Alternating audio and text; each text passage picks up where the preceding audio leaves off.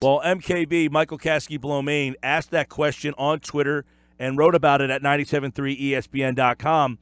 And, Michael, were you surprised at the shocking lopsidedness, is that the word, of fans that picked Tobias Harris over Jimmy Butler? What was it, 93% of about 3,000 votes? 93.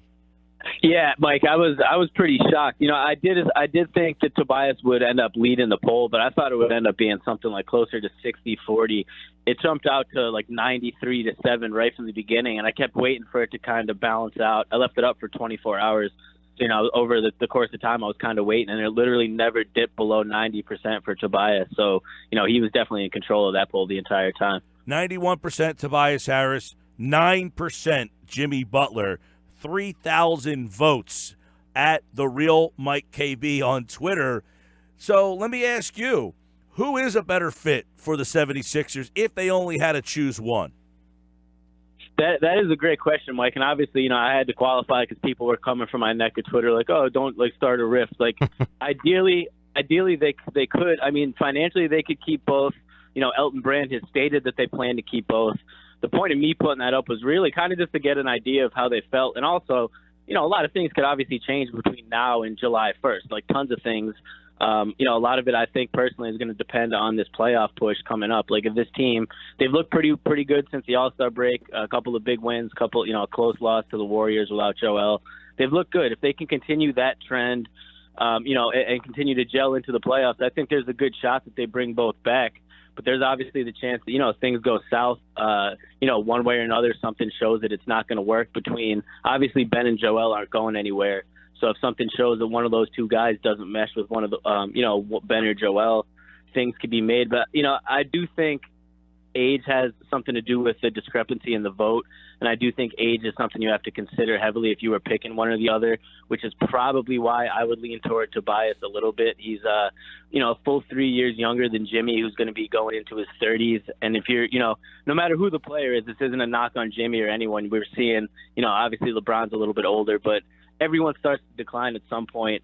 You just worry, giving Jimmy a big contract of, 5 years max money, how his body's going to hold up over, not necessarily next season, but the one after that and the one after that, where Tobias, still has 3 years in his 20s and is, obviously more spry and young. I think that has to play a big factor in, if you were to choose one or the other. MKB, I completely agree with you as to, their age and other things that go into that, but 92% of over 3,000 Sixers fans, like, it's not just age, right? Like, there's other factors. And I'm curious, besides the age, why is the perception so negative for Jimmy? I mean, it was like a celebration when he got here. And ever since Tobias and Bob got here, I feel like that's really shifted. And there's a lot of negativity. I mean, I'm hearing he's not trying on the floor. He's disengaged, this and that. And a lot of Tobias Harris's success, in my opinion, is a part of Jimmy Butler playing alongside of him. Is it not? Yeah, right. I don't disagree with you at all. It is kind of, interesting how it did seem like people were so happy when Jimmy came, and then, Tobias and Boban come in, and it's kind of, like the shiny new toy or recency bias. I think I heard Mike talking about earlier this week. Tobias is the newer guy on the team. He's been playing really well, obviously, since he got here, so that's what's sticking out in people's minds more so than Jimmy. But I do think at this point, Jimmy's almost become kind of, underrated, if you want to say, even in the eyes of the fan base.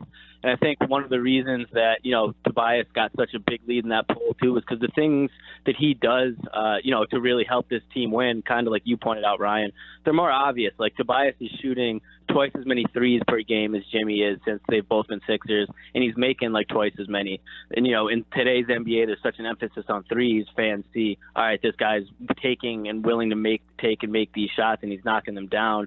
That fits good with Joel and Ben. He's a better fit.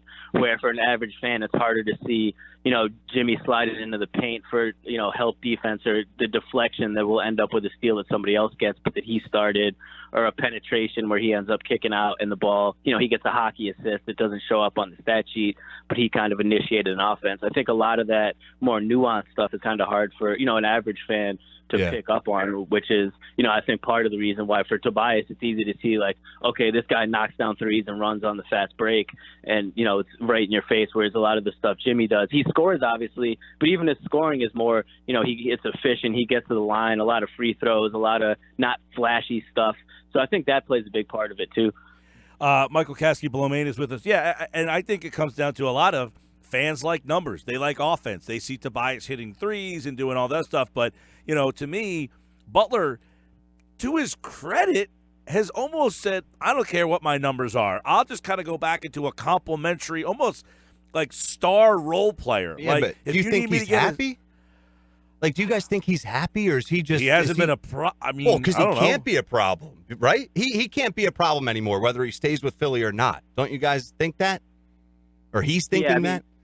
He definitely obviously kind of knows he has to keep himself in check, at least up until this summer, for the, the outside perception. I think obviously that report that came out, when he first came, within the first couple of weeks, that there was the heated altercation with Brett Brown, that they both downplayed. But even that started kind of the rumor mill of, here we go again, new team, issues for Jimmy. So, but he was almost, I feel like, kind of in a no-win situation coming here, not like in a bad way necessarily, but just offensively. Because if he came in and started gunning, trying to score too much, trying to make all these plays on himself, people would point the finger at him and be like, hey, this is Joel's team. Ben needs touches. JJ needs touches. You can't just come in and make it all about you. He's kind of done the opposite, Ryan, like you were pointing about. He's done a really good job of kind of just fitting in, letting the game come to him, taking the shots in rhythm rather than forcing things. And that's caused some people to say, oh, well, it doesn't seem like he's engaged offensively or he's not trying hard. Where I don't think that's really the case. If he wasn't trying hard, you would see that on the defensive end, and there's been no drop off defensively. I think it's more that it's all of these guys together, 5 starters on offense that are all capable of putting up 20 plus points a game.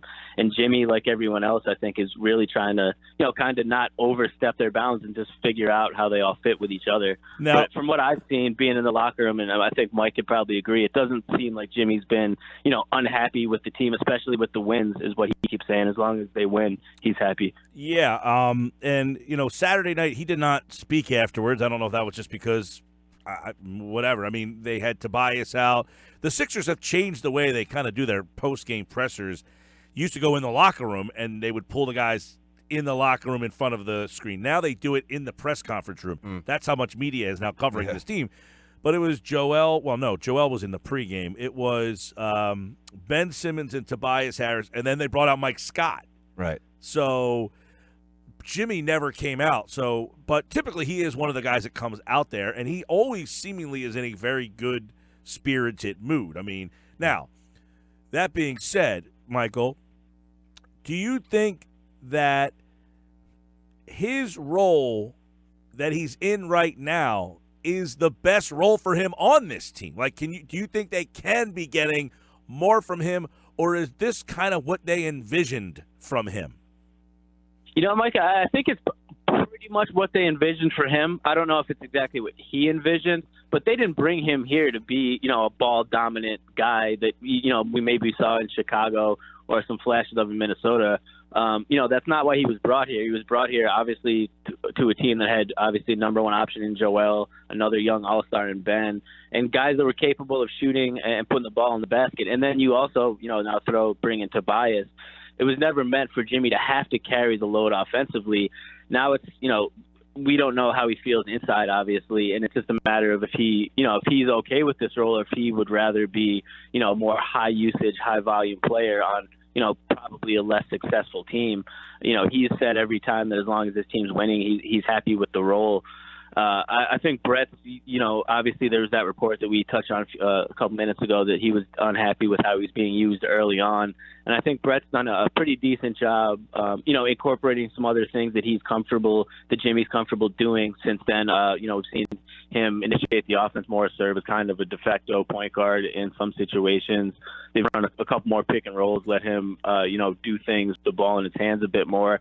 Maybe I think we'll see more of that probably come down the stretch and come playoff time, when fast break points are harder to come by and whatnot. I think, a big reason they brought Jimmy in the first place was for the playoffs. He's the type of guy that, when the offense breaks down, you can just kick it out to and let him make a play on his own, which is something that they didn't have last season, in that Celtics series. So I think maybe we'll see a little bit more of it. But in general, I think he's in a role that's, pretty good for him to maximize his talents and at the same time, work within the structure of the team. MKB, something that I've observed, and I want your thoughts and comments on this, whether you agree or disagree or what you've seen. And part of this is because of all the new additions, but the identity of this team. So I've seen a lot of success and a lot of good things and a lot of things that we're not accustomed to seeing from this team when Embiid is not playing. Now, I am not saying they're better without Embiid. They're not. But I do feel like with all these new additions and these new stars and new pieces, they struggle at times against certain teams in certain situations of who they really are as a team. And when Embiid's not in, it seems like they have that aggressive up-tempo transition style of basketball where Tobias thrives, Jimmy thrives, and Ben thrives. And that makes, although JJ's been struggling, but shooters get more looks and everything like that. So what's the identity of this team, and what have you seen? That's a great point, Ryan. And honestly, I think that's I don't want to say it's an issue, but I think it's something that they definitely need to figure out. I think you see a little bit different, type of team. Obviously, when Joel's not on the floor, you see a little bit more faster paced team. You see the ball move around a little bit more. Obviously, you're not funneling the offense through him in the low post. It's more, Ben down in the block in the dunker spot, moving the ball around the perimeter. I think really for them to reach their full potential, the identity is going to be a team that plays fast.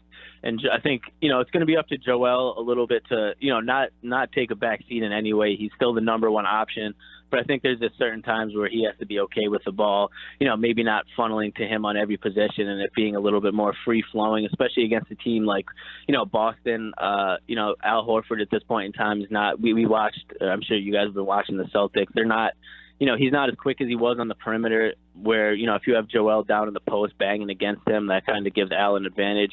But if you have, playing a little bit more fast with the ball spread out, it's tougher for him to keep up. So it's things like that I think that Joel will have to realize going forward to, integrate back in this team. But at the end of the day, Joel is the team's, best player. They're going to go as far as he takes them. But I do think there's an area where they could kind of come to a happy medium to really reach their full potential between what we see with him off the floor when they're led by, Ben and Tobias now and Jimmy and, the type of style they play where their Embiid is just dominant. Michael Kaskey-Blomain covers the 76ers at the Real Mike KB on Twitter. Saturday night, a lot of people talking about the call to intentionally miss that free throw. Brown defended it Saturday. He defended it again today. I don't have a huge problem with it. I think they had a play on that just basically win him. If he hits the rim, who knows? The ball comes right back to him. They score. People are going crazy. People think it was an awful play call. I talked to Draymond Green after the game. He was kind of shocked by it, he said. I was stunned. But he said if he would have hit the rim, who knows? Maybe it would have worked. So what did you think of the mindset of Brown in making that play call in that spot? Yeah, Mike, it's tough. I didn't understand it at the time. I understood it a bit more after hearing Brett explain it post-game. I personally still don't agree with it. Like, if it was me making that call, I would have had him try to make it. There's a chance he would have missed it anyway, and you can get the offensive rebound. 10 seconds is a lot of time. I would have had him make it. I'm okay with, a coach having something that he likes to do and sticking by it. I don't need to agree with everything Brett does. So personally, I disagree with it. But I felt a little bit better after hearing that, he had a plan of attack for it. Moving forward, I think that's something that they'll obviously need to do. Ben said there was some confusion kind of with the new guys on exactly, what was supposed to happen. And like you said, if Draymond, if he had hit the rim, it's a totally different story. it felt a little rushed watching it at the time. But that's something obviously they'll need to iron up. I think the rush nature of it, though, was kind of what they were trying to do. Yeah. I almost think it was, if you make the first one, as soon as you catch the ball, throw it right at the rim. As long as he takes enough time to make sure he hits the rim, I don't have a problem with it going forward. MKB, Ben Simmons, sticking with him. Great game in the first half Saturday night, but then those just got named Player of the Week, by the way. Eastern Conference Player of the Week. There you go. So he's doing a lot of great things at Eastern Conference Player of the Week. Great first half, but then the quote-unquote haters, and it's somewhat legitimate criticism, he struggled in second halves or entire games against these elite teams, particularly the Eastern Conference, but even in games against the Warriors or anyone else, 9 turnovers. Is that a concern for you, or is that just like, okay, he didn't have Embiid, he's trying to be aggressive, he made some mistakes, and we always forget he's also pretty young. Yeah, I mean, it's definitely a concern, Ryan. What level of concern? I'm not one to overreact. It's definitely outside of the obvious, his shooting. It's probably his taking care of the ball would be the one thing, that I would point at moving forward as something he needs to, address or work on. But like you said, for a second-year player that has the ball in his hands as much as he does, in a position that's still somewhat new to him full-time, as being only a second-year point guard, I think it could be expected a little bit. There's definitely some plays where he could clean up and take better care of. I think it's something that we'll probably see. I don't know if we'll see improvement on this season, but moving forward, as he continues on his career and just gets a better feel and obviously understanding of the game, I think it's something we'll definitely see trimmed down. But, for the short term, I think it is a concern because him and Joel both kind of have a proclivity to be a little bit loose with the ball, down the stretch situations of games that, young players tend to do. But having them, so much of the game depending on those two young guys, that'll be, obviously an important factor in the playoffs this year and something that they definitely need to, keep an eye on. Michael, there was a story that kind of got swept under the rug a little bit about Josh Harris coming out and saying that they lost would be problematic. And Elton Brand, has come out and said, look, we're in win now mode. And I think everybody's I think he says that hey, we're not trying to lose games. The process is over. We're in win now mode. Meaning we're trying to win the championship. Does any of that suggest to you that Brett Brown would be in trouble if this team didn't do X, Y, or Z? I don't think so, Mike. The only way that I could really see Brett Brown coming under scrutiny from the, ownership or front office this offseason would be if somehow they got to the first round and were, handled by a team that they shouldn't be handled by. I think at that point maybe they would have some questions, but it's been so, not to, be a Brett Brown apologist, but it's just been difficult this year with, basically 3 different teams that he's had, the teams that they came in the season with, the team post the Butler trade, and now the team post the Tobias Harris and the trade deadline deals. So it's been really hard, I think, for him to, really establish a rhythm. And I think the front office and ownership, Josh, Mike, all those guys are pretty aware, and Brett has, as we all know, has the support of those guys. So, obviously what happens in the playoffs will have a huge impact. I think, if they falter this in the playoffs to an extent where there's questions, he'll probably maybe be in the hot seat heading into next season. But in terms of this offseason, I would be, very surprised if there was anything that happened, even, unless they had a complete implosion for the remainder of the season. Now with Brett, how can you, the front office has a really tough job, because I agree with all of that, Mike, but how can they decipher from him trying to incorporate all these new pieces and his style or his, how he handles certain situations not fitting? Because sometimes it's hard for me, admittedly, to tell the difference. I try and give him slack. He's had a new team essentially every 2 months since he's been there. So you're going to expect issues. You're going to expect bumps on the road, and you got to give it some time. And like we just said, Simmons is young. Embiid is young. They have to have these failures and failed experiences before they are able to really hold up the trophy at the end of the year. But is there anything that you see with Brett that doesn't involve incorporating all these new pieces, its style of coaching or situational basketball, that could be concerning? Yeah, I do, Ryan, and I think those things will tend to come out, more so in the postseason. You start to notice when I think, playoff basketball is when you really can evaluate a coach, obviously, because you're going against the same team so many times. You can, make adjustments, counter adjustments, schemes, and things like that.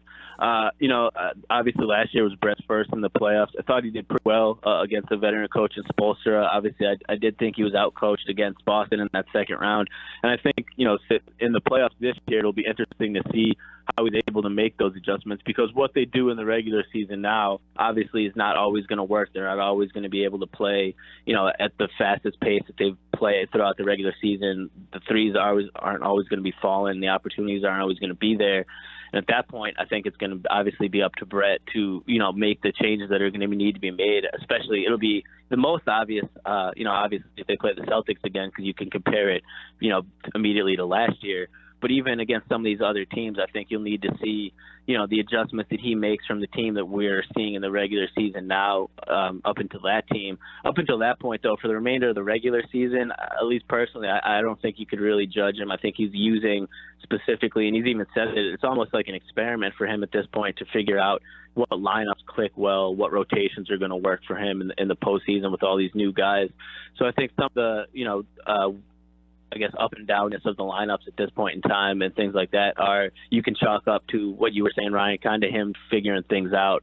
But, once the playoffs roll around, there's no more, it's not time to tinker at that point. It's time to win. And I think, we'll see a lot of Brett's, ability to adapt and to change the game plan. He was a rookie last year. We should see improve just like we see in Joel and Ben. We should see, hopefully improvement in Brett's, preparation and the way he handles game plan come the postseason. Michael Kaskey-Blomain at The Real Mike KB on Twitter. Sixers Magic tomorrow night. Magic been playing really well. They are now the 8th seed in the East. They've won 7 out of 10 and have pulled themselves into the playoffs. Sixers 40-23. They are a half game back of the Pacers. They play the Pacers this Sunday, and you can hear that game live on 97.3 ESPN. All right, Michael, I will see you soon, pal. I missed you Saturday. Were you there? Did I not see you? I was there, but I took off before a media session. Gotcha. All right. I was going to say, I missed you there, and it was some interesting. Yes, and Joel speaking, by the way, before the game as well, he kind of laughed when he was asked, are you going to play before the end of the year, Michael? And he said, he was almost like, I can't keep this I can't keep this story to myself anymore. I have to share it with somebody. He just kind of laughed and said, I'll be back next week. So we should see Joel Embiid sometime this week. He practiced today, so maybe we'll see him tomorrow night. But, Michael, we will see you soon, pal. Thanks, guys. Good talking to you.